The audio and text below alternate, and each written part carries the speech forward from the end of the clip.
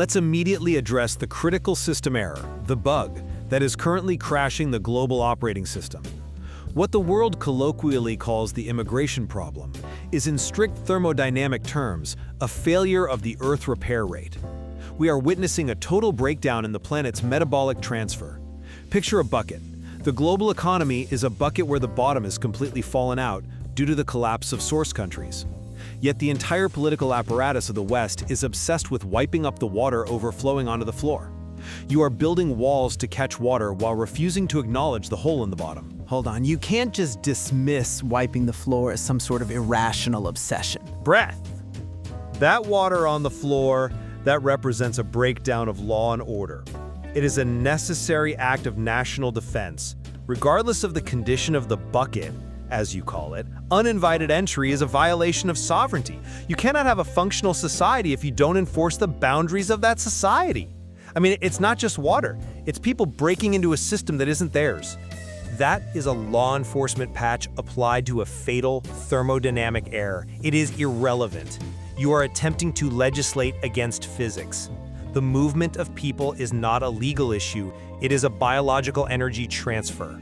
When the survival OS, the basic biological imperative of an organism to not die, overrides the artificial legal OS of a nation, boundaries become mathematically meaningless.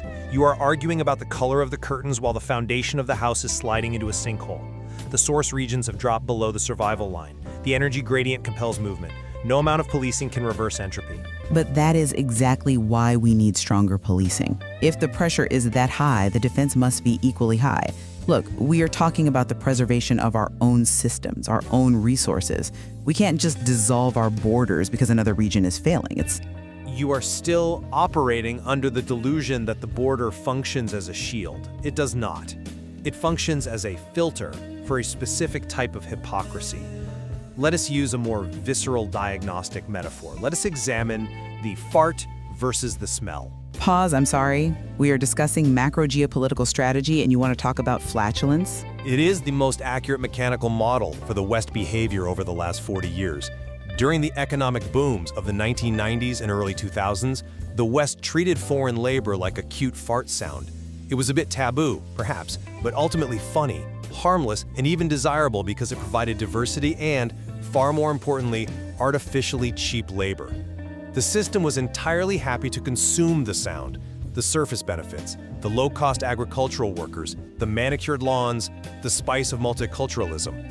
You enjoyed the sound because it signaled a robust metabolism. You extracted the benefit without paying the true cost. That is a massive oversimplification. People genuinely believed in the ideals of a globalized community. It wasn't just about cheap labor. It was an ideological... Ideology is the marketing department for economics. The system wanted the sound but refused to acknowledge the internal biology producing it. Well, even if I grant you that, the situation on the ground has changed. It is no longer just a sound. The reality now, the strain on local infrastructure, the cultural friction, the rising crime rates in certain municipalities, that is what voters are reacting to. It is not hypocrisy to change your mind when the environment deteriorates. When the smell hits the room, it is entirely rational to want to close the door and leave. You are diagnosing the symptom as the disease. Now you are dealing with the stripped reality. The romance of globalization is over because the air has turned foul. But here's the fatal error in your code. The smell is the inevitable, mathematical result of the cute sound phase. You cannot extract the profit and completely reject the consequences. The smell is the structural debt the West itself created. It is the delayed invoice for decades of asymmetrical extraction. You consume the cheap labor, you destabilize their origins to extract cheap minerals, and now you are horrified that the waste product has reached your living room.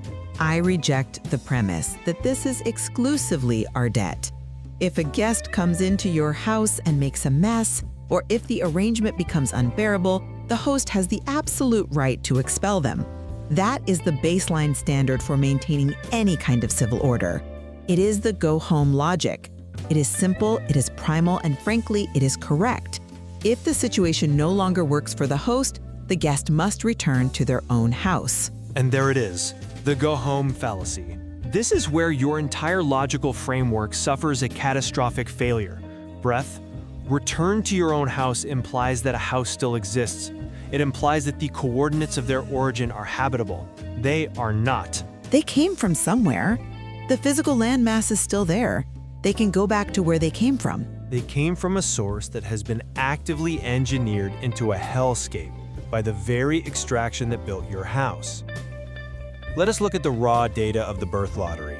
Millions of individuals are assigned physical coordinates at birth where the Earth repair rate, the ability of the local biosphere to sustain human life, is effectively zero. Why is it zero?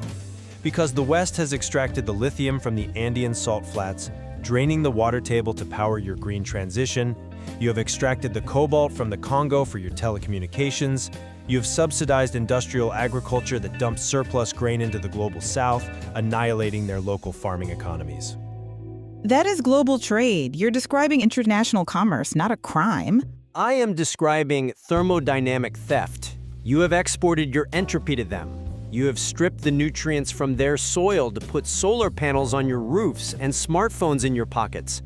Now, when you tell a human being to return to a geographic coordinate with no water, no functioning economy, and no biological security, you are not making a polite request for civic order. You are issuing a physical command to die. And the biological organism will always reject that command. The survival OS of the individual will hack the legal OS of your nation every single time. You can build a wall a mile high. If the biological choices climb or die, they will climb. So what is the alternative here? Because this is the exact part that frustrates every single citizen. Are we just supposed to let our own house be destroyed because their house is broken? That sounds like national suicide. You are essentially asking the host to burn down their own home out of some abstract historical guilt. Guilt is a sociological construct. Physics does not factor it in. I am telling you that your current strategy is suicide. You are letting the neighbor's house burn while obsessively locking your own front door, praying the heat won't reach you.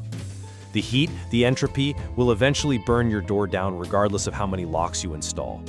You are obsessed with the aesthetics of security while the physics of the fire ignore you completely. We aren't ignoring the fire. Look at the capital expenditures. We are pouring billions of dollars into border security, autonomous drones, physical walls, digital tracking, biometric ETS systems. The UK, the US, the European Union, we are investing unprecedented amounts of capital to manage this. That proves we are actively trying to solve the problem. It proves only that you are feeding a highly optimized match pump mechanism. That spending is not a solution, it is waste energy. How on earth is securing a sovereign border waste? Because it creates a closed loop of profit that mathematically requires the problem to continue existing. The system lights the fire. It destabilizes the source countries via extraction, and then it turns around and sells you the water to put it out in the form of massive border security contracts. This is the match pump. The border security industry, the private detention business, the surveillance tech sector, they fundamentally need the crisis to continue to generate a return on investment. If the bucket were actually fixed, if the source countries were stabilized, these multi-billion-dollar industries would instantly collapse. You're saying the government actually wants illegal immigration? That sounds like a fringe conspiracy theory. You think there's a boardroom somewhere plotting this? There is no need for a boardroom when the algorithmic incentives align perfectly. I am saying the system is optimized for it. The illegal status is a feature, not a bug. By keeping these populations in a perpetual state of illegality, you create a massive shadow economy. You strip them of legal rights, which makes them the ultimate disposable fuel. They are vastly cheaper than domestic legal workers, they cannot unionize, they cannot complain to OSHA, and when they are physically used up, they can be discarded without severance.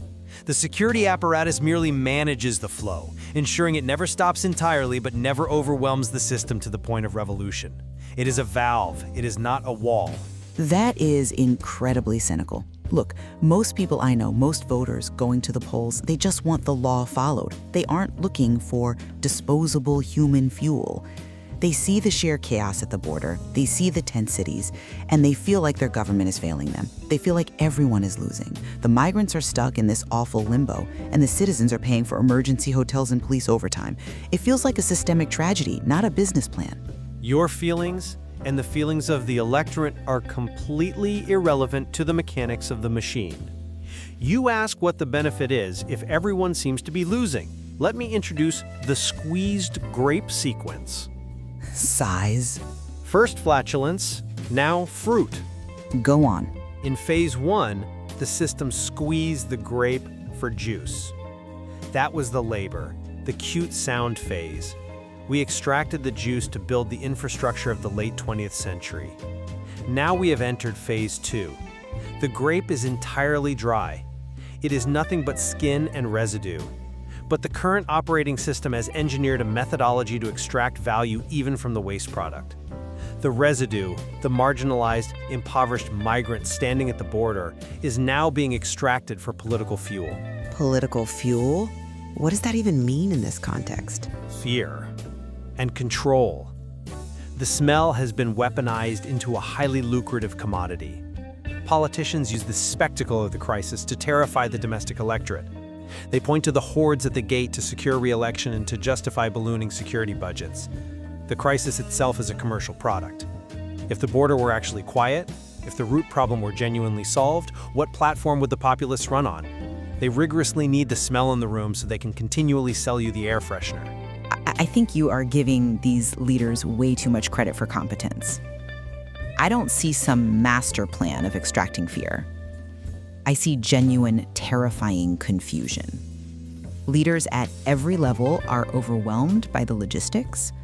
They are desperately trying to protect their local culture. They are trying to balance municipal budgets that are breaking under the strain. They aren't running a match pump. They are just stuck in an impossible situation. Confusion is a performance. Do not mistake highly profitable incompetence for a genuine systemic error. The return on investment for maintaining friction at the border is exponentially higher than the upfront cost of fixing the source. It is the ultimate double dip of profit. First, the corporate sector profits from the cheap labor and the raw resource extraction abroad. Second, the security and political sectors profit from the contracts and the fear required to manage the resulting waste product that stumbles back to your border. The system is simultaneously feeding on both ends of the disaster. This is just bleak. You're describing a machine that basically eats human beings and then sells their bones back to us as security fences. But even if I accept this thermodynamic match pump theory of yours, what is the actual exit? Because people are fatigued. The voters are exhausted. If go home is physically impossible, because the home has been strip-mined, and stay here creates a structural smell that this society absolutely refuses to tolerate, what is left? Are we just trapped in this deteriorating room until we all suffocate? The trap is exclusively of your own making. It is built entirely by your refusal to update your operating system. But there is a rational, mathematical exit. The era of the cute fart sound, the era of profit without ecological or social responsibility, is dead. It is decomposed. It is never coming back. You have exactly two choices going forward. You can suffocate in the accumulating smell, or you can execute the only command that aligns with the laws of physics: normalization of origin. Normalization of origin. That sounds like sterile, bureaucratic jargon. What does that actually mean? It is the systemic repair of the bucket's bottom. The West must immediately reinvest its massively bloated security budget into source repair. We must physically make the source countries habitable again. You mean foreign aid? We have tried that for decades. It ends up in the offshore bank accounts of corrupt dictators. It is literally throwing good money after bad. Why should my local tax dollars go to fix a country thousands of miles away that I've never even visited? Because your tax dollars are currently being incinerated to build concrete walls that physics dictates will inevitably fail. And do not use the term foreign aid. This is not charity. Wipe that entirely from your vocabulary. This is the only rational investment for systemic survival. The legacy OS of linear accumulation and exclusion has crashed. You cannot mathematically maintain an isolated island of wealth inside a rising sea of global entropy. The thermodynamic heat transfer will kill you. We must immediately transition to a circular capitalism where we are forced to repair the physical sources we extract from. So you want us to completely rebuild their economies just so they don't have to come here? I want you to stop aggressively destroying their biospheres so they are not biologically forced to come here. It is a strictly defensive measure. If you do not stabilize the source, the biological flow will never ever stop. The physics are absolute. You can either pay the capital cost to fix the pipe at the source, or you can pay an infinite, escalating cost to pump the water out of your flooded basement forever, right up until the foundation rots and the house collapses on your head. But the sheer cost of that, the scale of repairing entire continents. It just feels like we are being held hostage by the failures of the rest of the world. Like we did things right, and now we're paying for everyone who didn't. You are being held hostage by your own refusal to understand network connectivity. You built a highly efficient global system of extraction, and you naively expected the thermodynamic consequences to remain strictly local. That time is permanently over. Let's go back to the wasted energy argument for a second. Do you really think all this technology, the digital borders, the biometric tracking at airports, the thermal imaging, do you honestly think that is all just political theater? Because it feels very, very real when you're standing in line and they are scanning your retinas. It is real only in the sense that it consumes electricity and generates highly profitable data. But it is waste in the thermodynamic sense because it does absolutely nothing to alter the root pressure of the problem. It merely manages the symptom. It creates a digital border that attempts to filter human beings like spam email. But unlike a digital spam filter, you cannot simply hit delete on a biological organism. They accumulate. Right, so we filter them. We select the ones we want. The high-skilled tech workers, the useful medical professionals. That is a rational state policy. To the rest, the physical spam, they do not vanish into the ether. They enter the shadow economy, where they die in the deserts and the oceans. And when they die in large enough statistical numbers, or when they accumulate in massive, desperate camps right on your perimeter, they generate a kinetic political instability that directly threatens your so-called rational system. You are attempting to construct a clean, sterile, climate-controlled room directly in the middle of a burning building. The smoke will invariably get in. You keep saying source repair. I need you to be specific here. What does that actually look like on Tuesday morning? Because right now it sounds like an academic fantasy. It looks like operationalizing the Earth repair rate. We immediately cease measuring global GDP based on raw material consumption, and we start measuring it based on the active restoration of biological carrying capacity. We invest massive capital into water infrastructure, soil regeneration, and decentralized renewable energy grids in the global south. And we do this not as predatory loans they have to pay back with interest, but as foundational infrastructure payments necessary for the stability of our own global system. That is the most massive transfer of wealth in human history. It is the delayed payment of a structural debt you have already incurred. And more importantly, it is the only physical mechanism that will stop the migration flow. Human beings do not inherently want to abandon their coordinates. They leave because the survival OS absolutely forces them to. If you restore the biological habitability of their coordinates, the pressure gradient drops to zero, the flow stops, the bucket holds water again. And if we don't? If the voters say no and we just keep building higher and higher walls? Then the pressure builds until the walls structurally breach. Or the internal rot, the smell within your sealed room, becomes so politically and culturally toxic that your own society turns against itself. You are already witnessing the initial stages of this. The severe political polarization currently tearing the West apart is the direct, measurable result of this unresolved internal friction. The system is beginning to eat itself. It is deeply hard to accept that we are the bad guys here. We built functioning democratic societies. We created human rights, rule of law, unimaginable prosperity. It feels completely unfair to say we are fundamentally responsible for the failure of entirely different hemispheres. Fairness is a sociological construct designed for children. Physics does not care about your perception of fairness. It cares exclusively about equilibrium. You created a massive global disequilibrium.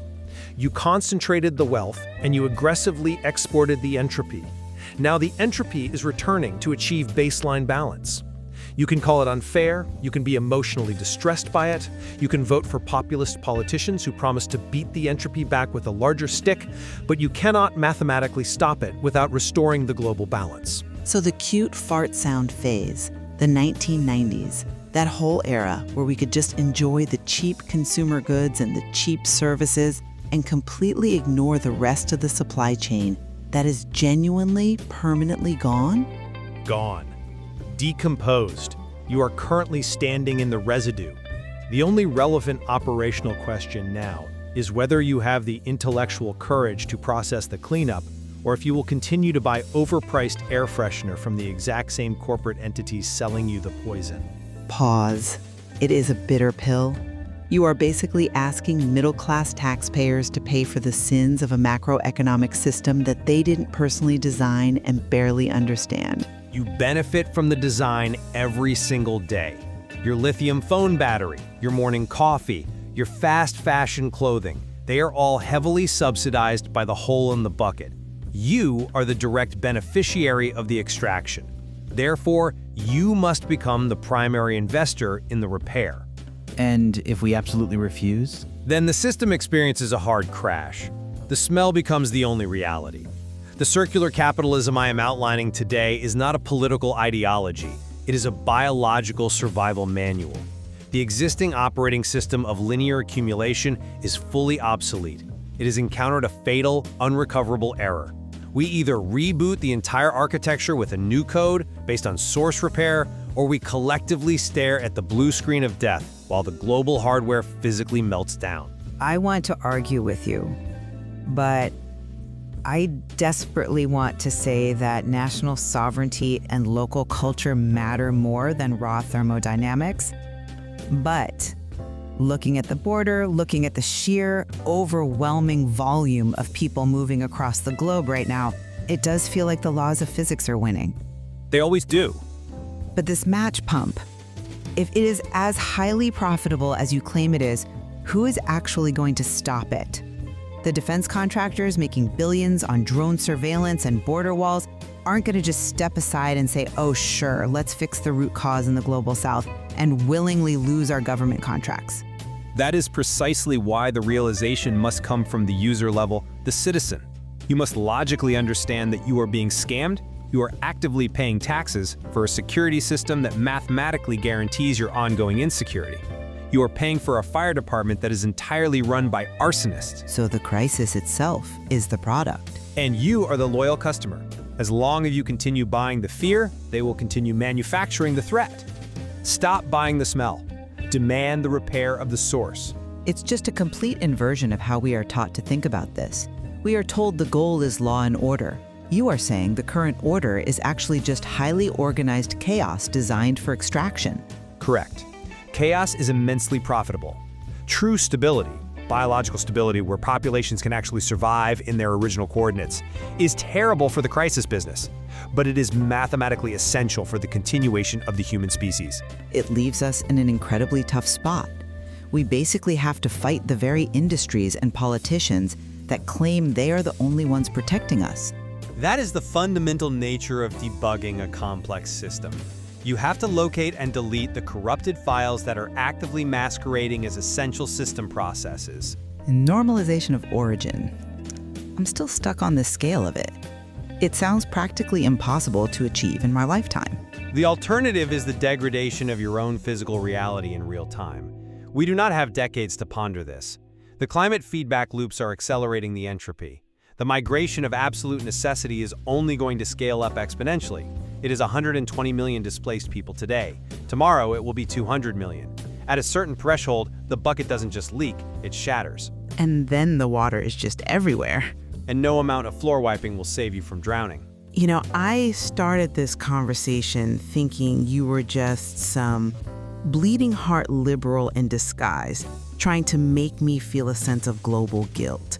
But this isn't guilt, it's completely cold. It's almost mechanical. Guilt is a useless, high-friction emotion. It is just another form of biological self-indulgence. I am exclusively interested in mechanics. I am interested in why the global engine is knocking. It is knocking because you are running it on fumes and structural lies. I am suggesting we change the physical fuel To circular capitalism.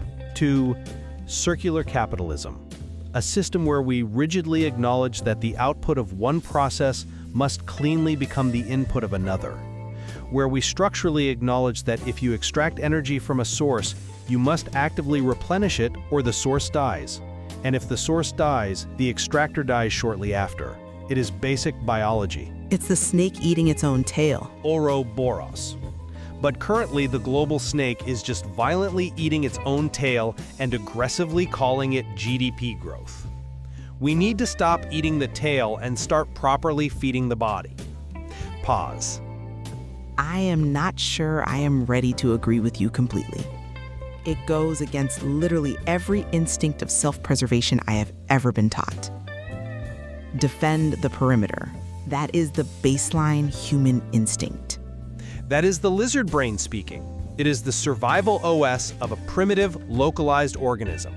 But you are currently operating a highly complex, interconnected global civilization. You require a higher cognitive function. Defend the perimeter is a valid tactic for a medieval castle siege. It is mathematically useless for a planetary ecosystem. The atmosphere has no perimeter. The global economy has no perimeter. A virus has no perimeter. And biological desperation certainly has no perimeter. So the border walls, they are just monuments to our own stupidity. They are expensive monuments to a dead era. They are concrete gravestones for the cute fart sound. I really hate that metaphor, but I cannot get it out of my head now. We laughed, we took the cheap labor, and now we're choking on the results. Then stop choking, open the conceptual window, fix the thermodynamic floor, and most importantly, go downstairs and fix the damn bucket. It feels like an impossibly massive undertaking. You're talking about a total rewrite of global macroeconomic policy. The current operating system has already crashed. You have no choice but to reinstall. The prompt is currently blinking on the screen. The question is not, can we afford the capital cost to do it? The question is, can we mathematically afford to exist if we don't? I guess, when you frame it strictly as a matter of physics, the silence from the other side of the political aisle is completely deafening. No one else has a plan that actually accounts for the physics of the fire. They just have increasingly angry slogans. Slogans are cheap. Systemic survival is expensive. But it is the only rational investment available. The debate is over. The physics are absolute. We either transition to a circular capitalism where we repair the sources we extract from, or the smell of systemic rot will asphyxiate the entire global economy. This is not charity. It is the absolute baseline requirement for survival. End of line.